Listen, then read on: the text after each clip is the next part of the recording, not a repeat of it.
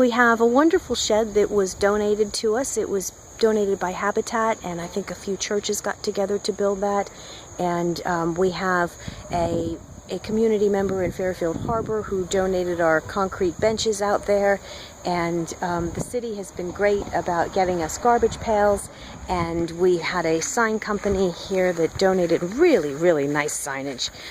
There's no mistaking what we've got going on here. And one of the other things that we think is really important in terms of our signage is we're working on, and it appears as though Faith Connections will be sponsoring the purchase of a sign board for us so that we have an enclosed sign where we can continue to communicate regularly with the community about what it is that we're doing and what's going on with the vegetables and what varieties are here and what days we'll be out here working in the garden and what days we're going to be having family days in the garden. And it was very interesting to us to find that many people don't really know what to expect from a community garden, and there's so many different formats.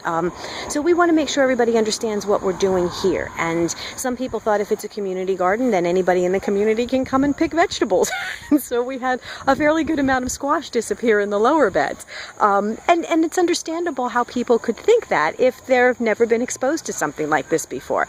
And some community gardens are co-ops where everybody works and then everybody shares in the food, and some community gardens are gardens where you lease a space and you have your own space and everybody participates in a water bill. And then there are other gardens that are demonstration gardens, and Cooperative Extension and the Master Gardeners are very much about demonstration gardens. So we hope to continue to work this area as a demonstration garden. We have a lot of gardens in the area that give their food between the food bank and the Cooperative Extension demonstration garden, and some private church gardens that donate their food to RCS and our soup kitchens and our churches. And we felt like that we'd like to use the food here to teach people about how much better tasting whole, locally grown food tastes. And you don't even realize how processed most of what we're eating from the grocery store is. One of the things that happens is when you hybridize vegetables for storage and transportation purposes, you take a lot of the taste out of them. And so some people feel like, my God, I didn't know a string bean could taste that way.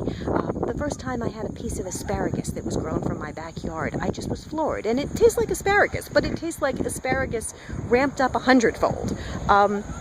And so we think that that's one of the really important things that we can show families here, is that you don't need a lot of space and you can grow some food that has higher vitamin content and that tastes better, and it's part of being connected to the earth and being connected to the seasons, and it tastes like an infusion of health when you start to eat some of these foods.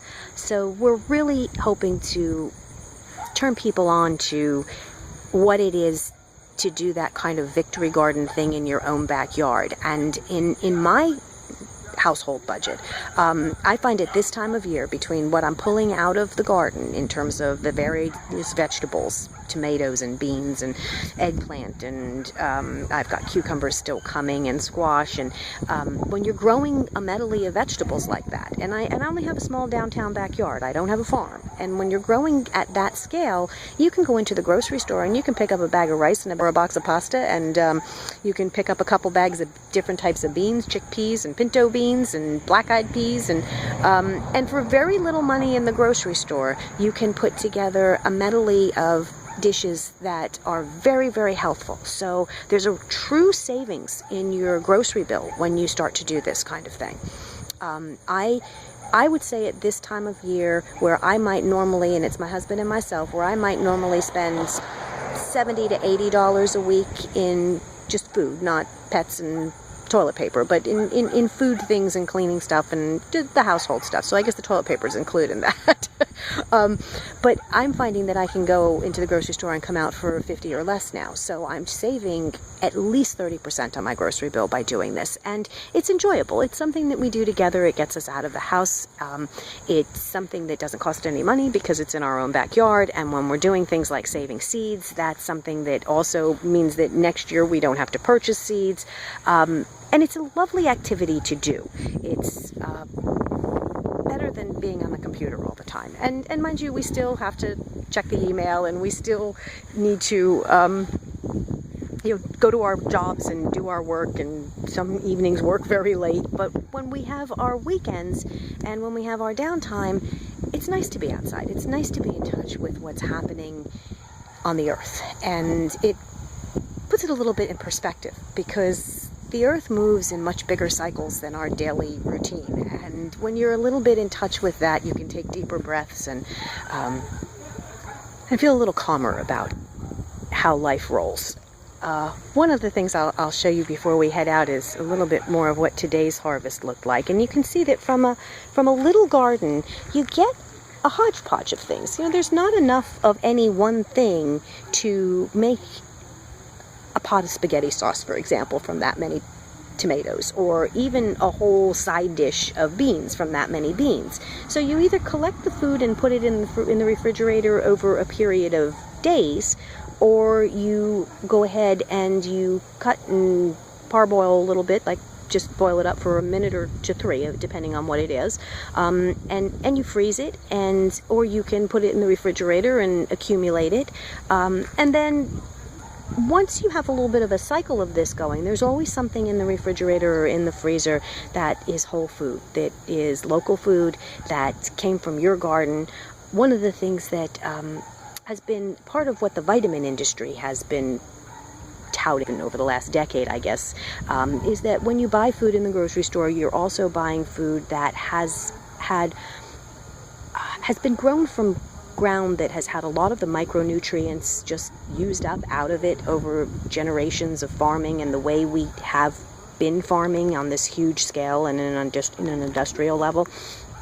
And when you pull food out of your own backyard, you have no question about whether or not all of the micronutrients are still there, because typically most of us haven't done anything in our backyards to pull them out. So your vegetables are actually healthier for you when you grow them in your own yard, and tastier as well.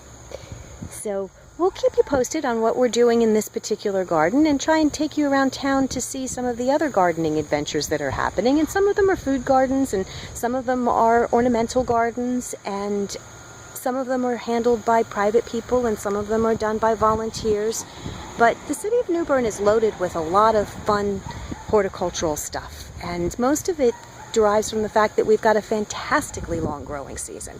So parts south can't grow the variety that we can grow, and parts north can't grow as long as we can grow. And then maybe California has a little bit of a better climate than here, but short of that, I can't imagine any place else that I'd rather be to grow food and experience the great outdoors. That's all for now.